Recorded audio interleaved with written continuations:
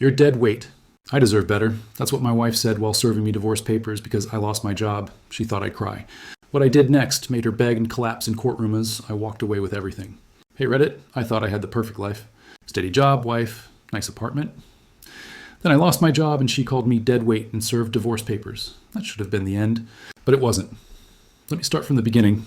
I'm Callan Smith. I'm 34 now, but this all started when I was 32. For most of my 20s and early 30s, I thought I had it figured out. Solid career in logistics, stable, good pay, good benefits, decent apartment in the city, and Marissa. We met at a mutual friend's housewarming almost a decade back. She was the kind of woman who turned heads without eventreeing. Sharp, funny when she wanted to be, and quick with opinions. At first, I loved that edge. She said exactly what was on her mind, no filter, and a thought that honesty was rare. Over time, I learned it wasn't honesty. It was her way of keeping herself on top. To everyone else, we looked like a power couple. She curated the image like it was her side hustle. Vacations in wine country, matching Halloween costumes, the two of us at brunch with her friends every Sunday. She made sure the pictures always looked perfect. I didn't mind. I was never the type to care about Instagram, but behind all the filters and captions, things were different. She had a way of making me feel small without raising her voice. She'd joke in front of her friends that my job was just warehouse Tetris. If I mentioned wanting kids one day, she'd roll her E's. Whenever her boss's husband came up, she'd casually point out how much more he earned than me. None of it was explosive, just little cuts that stacked up. I told myself I could live with it. That was my mistake. The cracks started showing clearer on my birthday. I'd gotten her a new laptop a few weeks earlier, something she'd been hinting about for her consulting business. Thought I'd nailed it. At my birthday, dinner in front of friends, she unwrapped it, glanced at the box, and said, "Really? A laptop? That's practical, I guess." Then she turned to Greg, her spin class buddy, and said, "Remember when you got your sister that custom photo book? That's thoughtful." He laughed nervously. I sat there, silent, ordered dessert, and thought, she just made my birthday about her gift standards. I didn't say a word that night, but something clicked. 2 weeks later, the company merger hit. My department was axed overnight.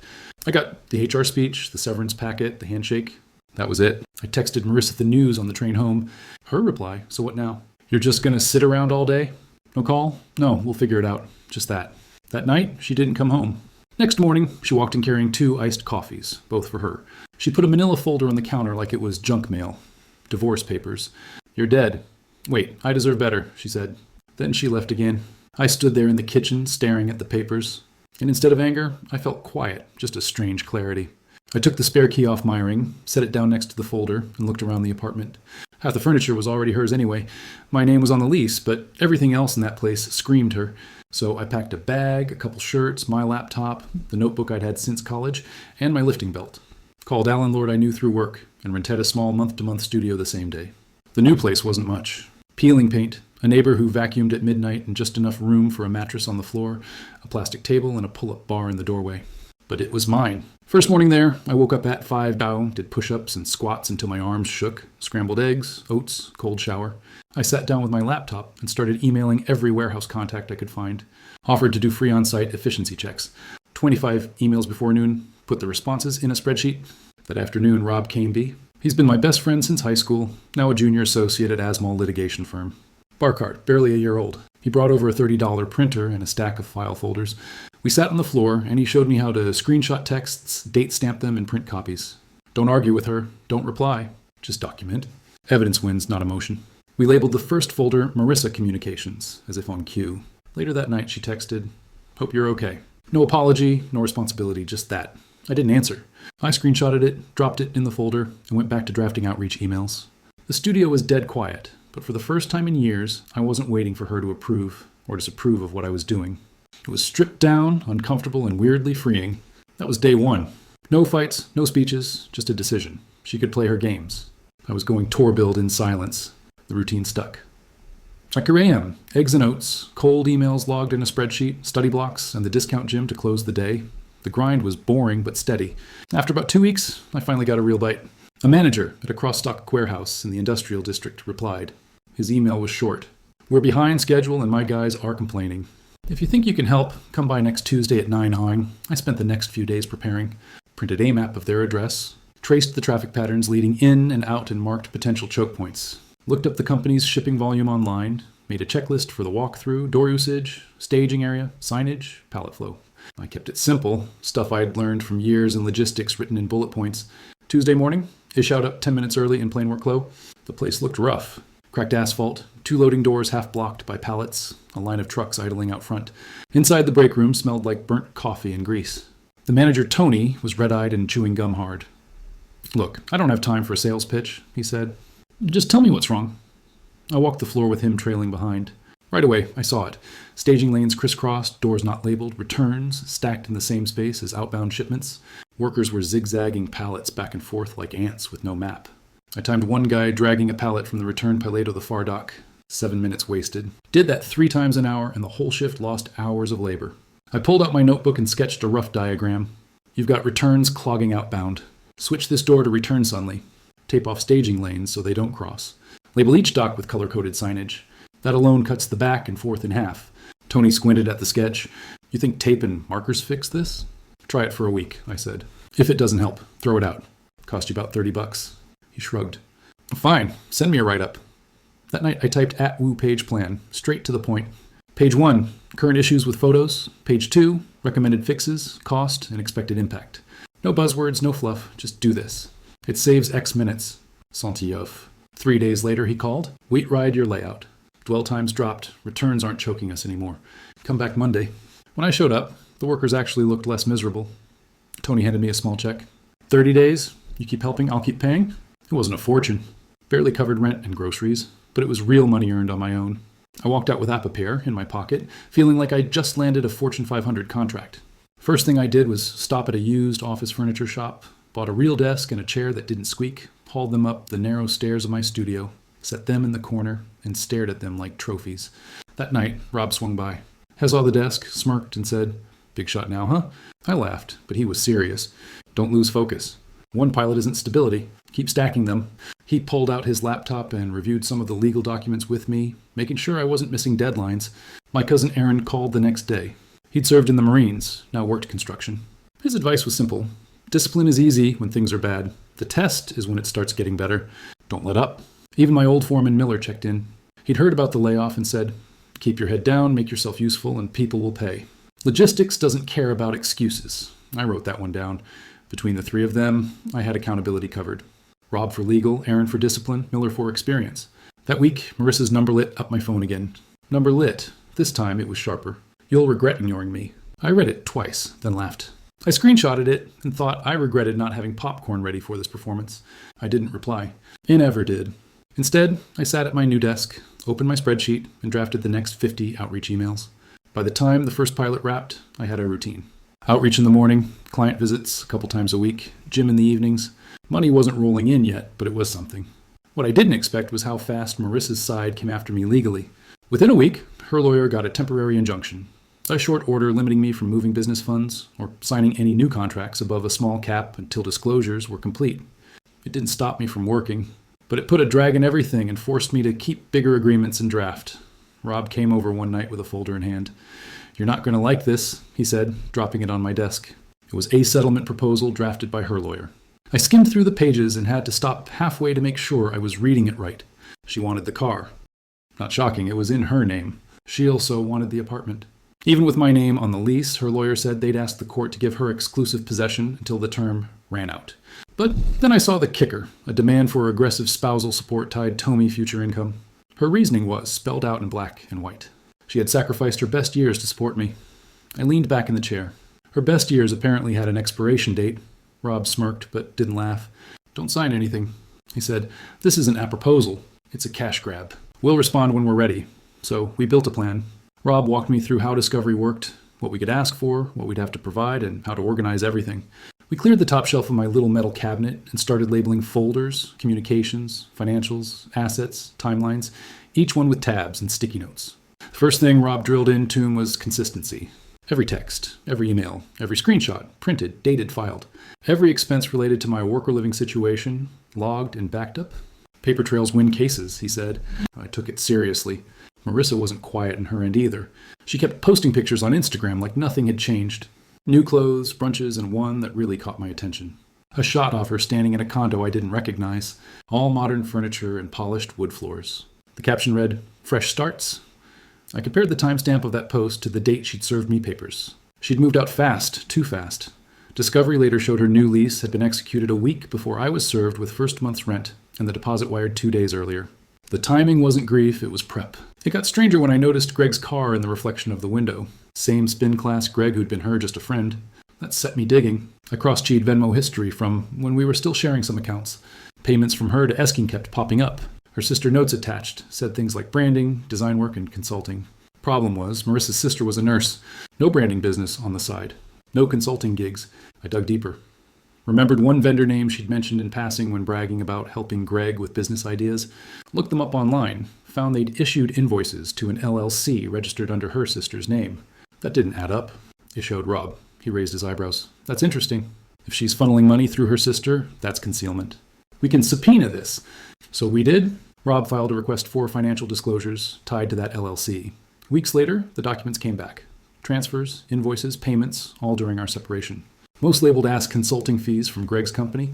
The total was over $80,000. Rob filed a countersuit for concealment of assets and restitution and simultaneously moved to dissolve the injunction until the court heard it. I kept my projects under the cap and parked deposits in a segregated account.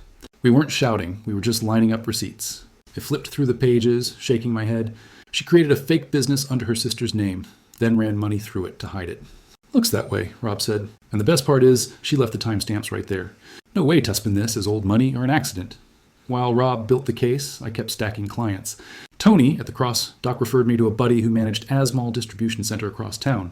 I walked through, pointed out their staging inefficiencies, and gave them the same kind of 2-page plan.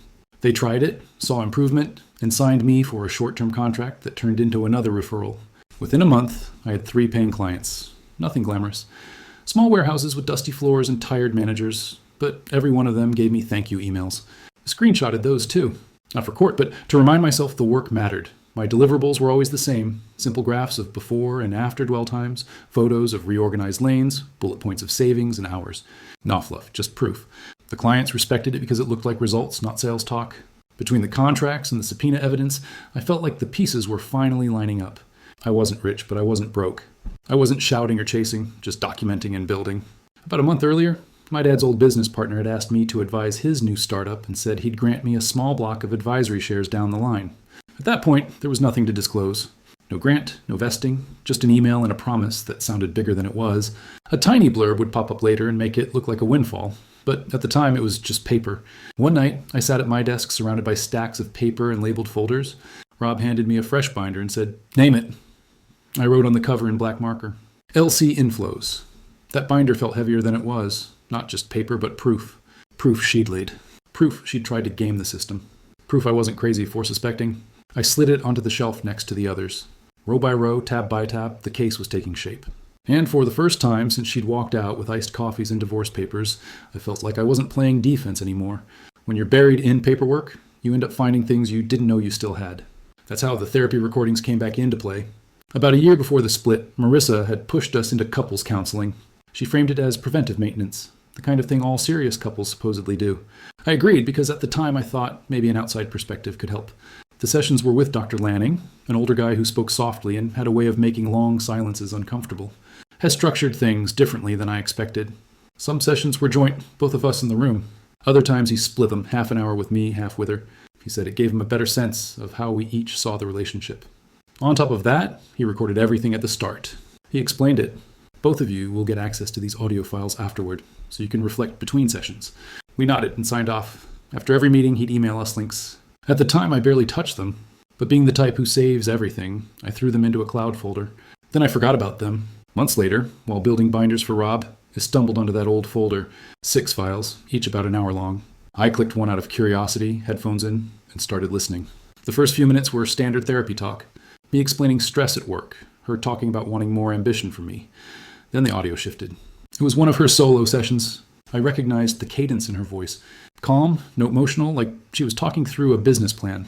"I just need him to look like the bad guy so I can walk away with everything," she said. There was a pause, then Dr. Lanning's voice. "So, you've already decided you want to leave that marriage?" "Yes," she said.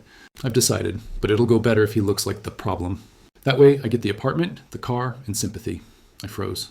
I remembered being in the waiting room for that half hour, probably scrolling my phone while she said it. I hadn't heard it live. Now, listening months later, it felt like a puzzle piece snapping into place. Back then, if I had known, maybe I would have reacted differently. But in that moment at my desk, I didn't yell, didn't throw the headphones. I just sat there staring at the floor and thought, so it really was a plan. Not stress, not miscommunication, a plan. I marked the timestamp, replayed it twice, and then emailed it to Rob with the subject line, "Listen at 42-1 woman." 5 minutes later, my phone lit up. "Holy hell," Rob said, skipping. "Hello?" She admitted it. She literally mapped it out. "Yeah," I said. "On tape. Rob was already in lawyer mode. These were provided to both of you?" "Yep, same links. Both of us had access, and you still have the originals in my cloud untouched." "That means chain of custody is clean," he said. "Next step is verifying with a therapist." The following week, Rob reached out to Dr. Lanning. To his credit, the man was professional. He confirmed he still had the master files with metadata intact. Nothing altered, he told Rob. And yes, both parties were aware of recording. I can certify that. That was all Rob needed. "Game changer," Rob told me after. "We don't use this to humiliate her." Why was it? To prove she was negotiating in bad faith from the start. Judges care about intent. While Rob filed the paperwork, I focused on the business side. Referrals followed. Same playbook, bigger docs, same results. That little mail mattered more than the check. It was proof that I could deliver real value, not just talk about what I used to do. Right around then, Marissa texted again. This time, it wasn't a throwaway. She wrote, "I'm proud of you. Sorry for everything. Can we talk?" I stared at the message for a moment, then hit screenshot.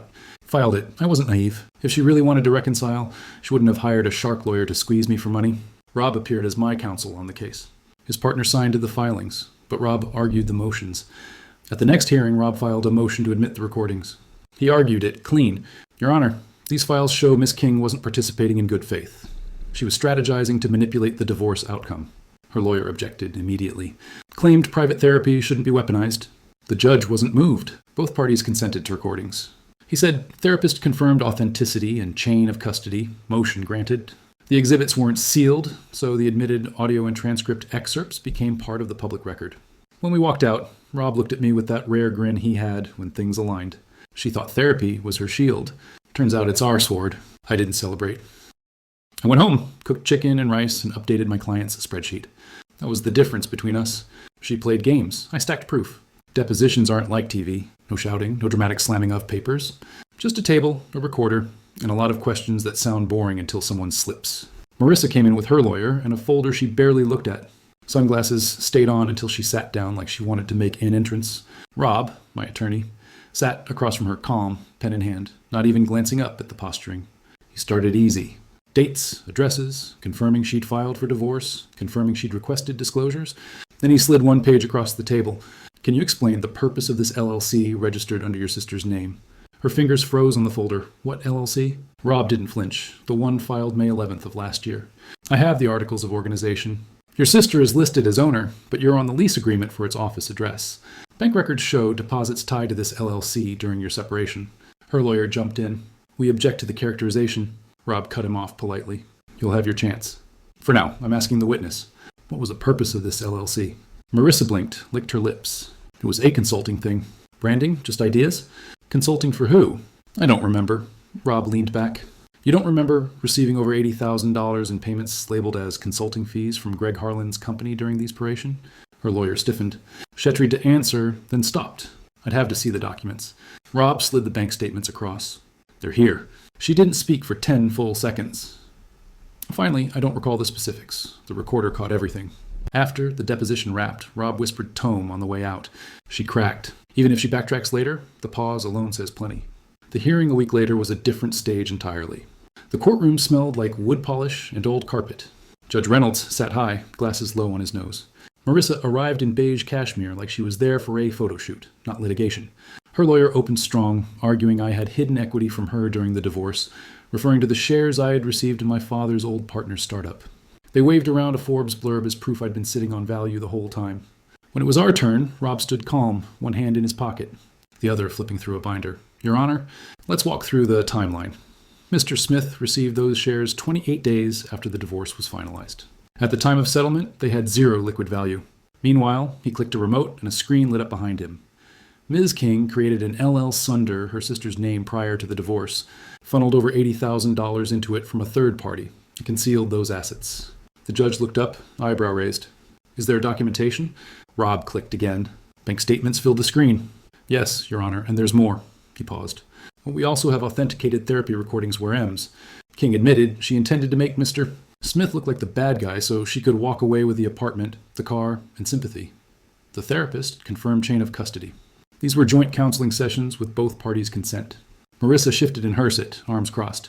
That's when she lost it. I sacrificed my youth for him, she shouted, cutting off her lawyer mid-sentence.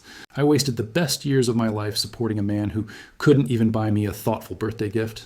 And now he wants to drag me through the mud. The room went silent. Even the clerk stopped typing. Judge Reynolds set this pen down. Ms. King, if you interrupt proceedings again, I will hold you in contempt. Do I make myself clear? She sank back, face tight, but nodded. Rob didn't raise his voice. He didn't need to. He laid out each piece of evidence methodically. Shares granted after the divorce. No omission. LLC created before the divorce. Clear concealment, recordings, proof of intent. The contrast couldn't have been clearer. One side came with documents, timestamps, and receipts. The other came with outbursts. When Reynolds gave his ruling, his tone was measured but final. The injunction on Mr. Smith's businesses lifted immediately. Further, Ms. King's concealment of assets during divorce proceedings constitutes bad faith. She's ordered to pay restitution. I didn't react. No smile, no fist pump, just sat there with a straight face, watching Marissa shrink in her chair. Out of the corner of my eye, I noticed even the Biaf raise an eyebrow like he couldn't believe the meltdown he just witnessed. When the gavel came down, Rob leaned toward me. That's a win. I just nodded. In the hallway afterward, Marissa tried to close the distance. She hurried up, calling my name, her heels clicking against the tile. Colin, can we just talk off the record? I stopped, looked at her, then shook my head. This stays with counsel. Her face hardened like she wasn't used to being told no. Before she could say more, Rob stepped between us. All communication goes through me through. She glared at him, then turned and walked the other way. I watched her go without a word, then followed Rob out the courthouse doors. The ruling didn't end things. If anything, it lit the fuse for the next round. 2 weeks after Judge Reynolds ordered restitution, Rob called me. She's appealing, he said flatly. Not to overturn the whole judgment, just to reduce the restitution. The filing claimed the amount would financially ruin her and erase any chance of rebuilding. Her lawyer attached letters, friends, co-workers, even a therapist she'd recently started seeing. Each one painted her as stressed, misunderstood, and genuinely regretful. On appeal, she urged restitution would ruin her. 2 friends flipped. One sent us a sworn note admitting Marissa had planned the optics. Another withdrew rather than sign a false statement. The court let their statements in. Her credibility sagged. Once filings were public, snippets hit local gossip. I didn't engage. Marissa, of course, turned to social media. She posted a picture of herself sipping wine on a balcony with the caption, "Some people forget who built them." The comments section was a mix of fire emojis, sympathy replies, and a few digs. I screenshotted it, saved it in the binder. Meanwhile, the fallout hit her work. She'd been running freelance marketing gigs, relying on personal branding to land clients. One by one, those clients started dropping her. A design agency posted a statement. We were unaware of ongoing litigation involving Ms. King. We no longer endorse her services. Others quietly removed her from their websites. Her name became toxic in the small circle she worked in. By the end of the quarter, her LLC account had dried up. A month later, she filed for bankruptcy. Rob moved to have the restitution declared non-dischargeable due to fraud, and the court agreed. The judgment survived the bankruptcy. Time didn't wash it away. I just kept stacking contracts on my side. By then, I had 4 steady clients, enough cash flow to think about expansion, and the first donation pledged to a foundation I was setting up in my dad's name, something to support underprivileged teens interested in logistics and tech. That's where she showed up again. One afternoon, my assistant buzzed me. "There's a woman here asking for 5 minutes." "No cameras, no lawyers." "She says she doesn't want trouble." I walked out into the lobby. Marissa was standing there. No makeup, hair pulled back, sweater wrinkled. Not the polished version she used to parade. She looked smaller, not physically, but in presence. She was holding a sealed envelope. When I stopped in front of her, she handed it to me. "Just this," she said quietly. I opened it on the spot. Inside was a photo. Our wedding days unset on the beach. Both of us smiling like we believed it would last. On the back, in her handwriting, I was wrong about everything. "I didn't understand your silence. Now I do." I wouldn't have answered either. I folded the photo, slid it back into the envelope, and looked at her. "I wish you peace," I said. That was all. Her eyes flicked up like she wanted me to say more. I didn't. I turned and walked back into the office. She didn't follow. That night, Rob and I went over the paperwork. He asked if I wanted to enter the note into evidence. I shook my head. "No need. It says more to me than it ever will to a judge." Rob leaned back in his chair. "Then it's just another page, and the file called too late." He wasn't wrong. The final hearing wasn't supposed to be dramatic. It was scheduled as a procedural wrap-up, finalize restitution, close out the countersuit, sign the last compliance documents. Everyone expected it to be quick. But then months had passed since the last court date. My business was steady. The foundation had launched its first warehouse workshop, and Rob was buried under his firm's trial calendar. The case felt like background noise, just paperwork waiting to be stamped. But courtrooms have a way of surprising you. Marissa arrived 10 minutes early. No lawyer this time. She couldn't afford one anymore. She represented herself, carrying a thin folder that looked empty compared to Rob's stack of binders. She wore a plain blouse, hair tied back, no jewelry. She looked older than her age, not in years, but in weight, the kind that comes from running out of angles. When the judge entered, everyone stood. He glanced at the docket and got right to business. We are finalizing the matter of restitution and closing the countersuit. Ms. King, you are here voluntarily, correct? Yes, Your Honor, she said quietly. Mr. Smith? I nodded. Rob confirmed there were no new motions. The judge looked satisfied. Very well. Unless there is further input, we will move to close. That's when Marissa raised her hand. Permission to speak? The judge sighed, but waved her forward briefly. She turned. Not to him, but Tome. Her eyes locked onto mine like the whole room had disappeared. I know I've lost, she started. I know I deserve what's happened. Maybe not the way it happened, but the outcome. I just need you to know something. Not for court, not for money, for me. Rob shifted in his chair, uneasy. But I stayed still. When we met, I really did love you. I thought we'd be the couple that makes it, but life happened. Stress, jealousy, my own insecurities. I blamed you for everything. I thought you were holding me back. Her voice cracked. I was wrong about you. About me, about everything. The courtroom was silent. Even the clerk stopped typing. For the first time in years, I really looked at her and I could see she wasn't lying. Not anymore. But it didn't matter because truth that comes too late sounds like fiction. The judge cleared his throat. Miss King, that's enough. We're here for closure, not speeches. She sat down, wiping her face. The judge signed the documents, stamped the case closed, and hit the gavel. Court adjourned. Everyone stood. I gathered my papers. Marissa stayed seated, staring at me like she was waiting for a word, a nod, anything. I walked past her without stopping. But it wasn't the end. 2 weeks later, a letter came in the mail. No return address. Inside was a single photo of Max, the dog she'd taken. On the back she'd written, I gave him to a family with a yard. He's happy. Thought you should know. No plea, no manipulation, just that. I filed it away with Therist. By then my company had doubled in size. We'd secured steady contracts with regional distributors, and I incorporated and took the CEO title. The foundation grew alongside it. On Saturdays, we ran warehouse workshops for teenagers, teaching them the basics of operations, efficiency, and leadership. It was the kind of work my dad would have been proud of. Months later, I was leaving the foundation office one evening when I saw her waiting outside. She looked thinner, tired, holding a worn handbag like it was armor. Kaylin, please, she said, stepping forward. 5 minutes. I glanced at Rob, who was walking out with me. He looked at me as if to say, your call. I nodded for him to hang back. She started soft. I can't undo what I did, but I miss who we were. I miss us. I don't want money. I don't want anything, just a chance to talk. Please. Her eyes welled up. For a moment, I stayed silent. Then she reached out, whispering, I'd do anything to fix this. I finally spoke. The time to fix it was when you still had it. Her face crumpled, but just as quick, the softness shifted. Her voice hardened, sharper, almost angry. You think you're perfect now? You think all this success makes you better than me? Don't forget, I made you. I built you up when you were nothing. Without me, you'd still be in some dusty warehouse moving pallets. I tilted my head, and yet here we are. Her mouth opened, then shut.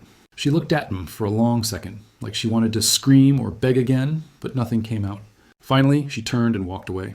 I didn't follow. That was the real ending. Not the court gavel, not the stamped documents. This her begging, then flipping back to entitlement. It was the last reminder of who she really was. The truth is, she didn't miss me. She missed control. The version of Miho bent whenever she blinked. That man was gone. I went back inside, locked up, and drove home.